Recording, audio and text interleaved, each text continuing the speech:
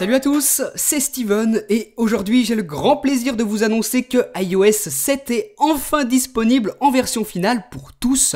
Donc quand je dis pour tous, ce sont bien évidemment pour tous les appareils compatibles, donc à savoir l'iPod Touch de 5ème génération, l'iPhone 4, l'iPhone 4S, l'iPhone 5, l'iPhone 5S, l'iPad 2, 3, 4 et l'iPad mini.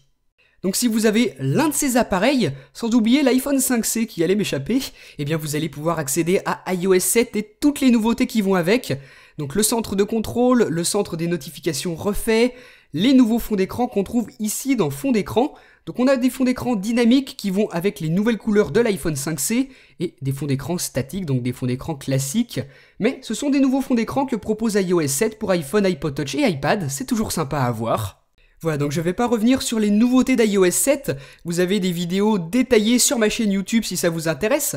Cette vidéo c'est tout simplement pour vous avertir qu'iOS 7 est disponible, donc pour les appareils que je vous ai cités tout à l'heure, vous pouvez dès à présent faire la mise à jour depuis iTunes. iTunes qu'il faut d'ailleurs avoir en dernière version, téléchargeable sur le site d'Apple, sinon vous risquez d'avoir quelques petits soucis de compatibilité.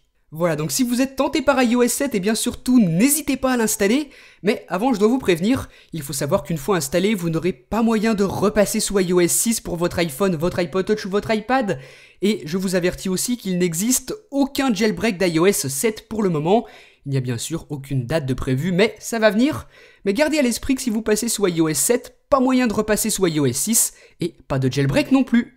Si vous voulez donc installer iOS 7, c'est très simple, vous branchez votre appareil à iTunes, vous cliquez sur mettre à jour et vous passerez automatiquement sous iOS 7. Mais avant de faire ça, je vous conseille quand même de faire une sauvegarde sur iTunes pour sauvegarder vos données au cas où tout simplement il y a un petit problème. C'est toujours bien d'avoir une sauvegarde au cas où. Une fois que vous avez donc cliqué sur iTunes sur mettre à jour, votre appareil va se présenter de cette manière avec une pomme d'Apple qui va apparaître avec une barre de chargement juste en dessous. Une fois que c'est terminé, vous accédez au panneau de configuration d'iOS 7. Donc là, vous le voyez, c'est le message de bienvenue dans plusieurs langues différentes.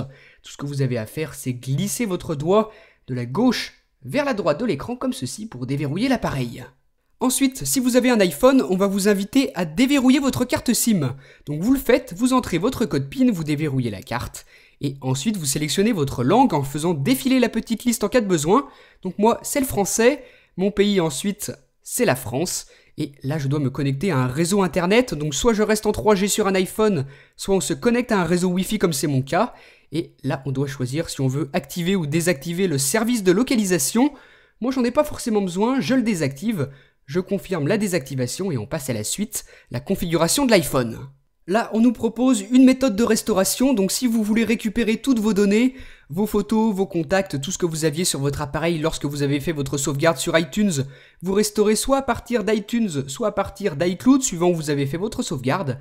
Ou alors, comme moi, vous pouvez aussi définir votre iPhone comme nouvel iPhone, donc il sera vierge. Moi, je vais choisir cette option, et je vais pas me connecter non plus avec mon identifiant Apple, je vais ignorer cette étape, de toute façon je pourrai me connecter ensuite sous iOS 7 dans le menu réglages.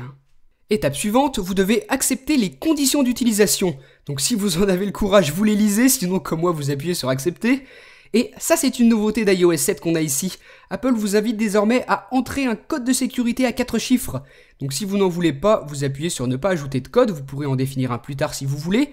Et regardez là, si vous avez mis un code trop simple comme 1, 2, 3, 4, eh bien Apple vous dit qu'il est trop facile et vous invite une fois de plus à en entrer un autre, un plus compliqué, et ensuite à le retaper.